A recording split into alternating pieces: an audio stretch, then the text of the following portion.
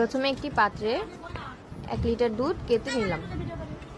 এরপর একে হালকা পরিমাণে গরম করে নিতে হবে, ঘড়ি ধরা 2 মিনিট।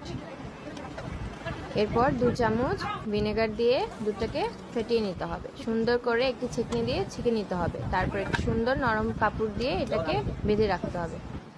এরপর একটি পাত্রে 2 কাপ পরিমাণ আটা নিয়ে নেব।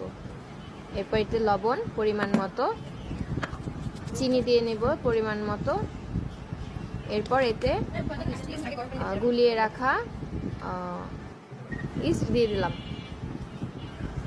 এরপর এটা আস্তে আলতো হাতে সুন্দর করে মাখিয়ে নিতে হবে এবং হালকা কুসুম গরম পানি দিতে হবে। এরপর আমি আলতো হাতে সুন্দর করে এটাকে মেখে নিব। এরপর উপরে হালকা পরিমাণ তেল দিয়ে এটাকে রেস্ট দিব 2 ঘন্টা।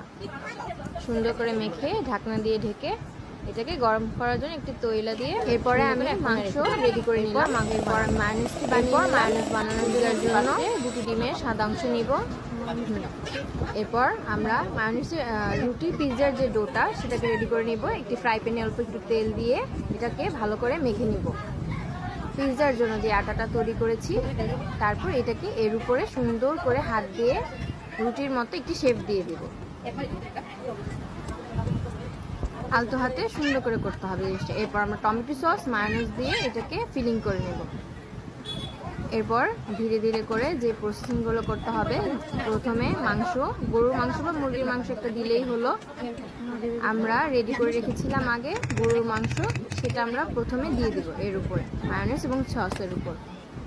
এরপর আপনার মন মতো সাজানোর জন্য যে কোনো জিনিস আমরা দিতে পারি, যেমন ক্যাপসিকাম, টমেটো।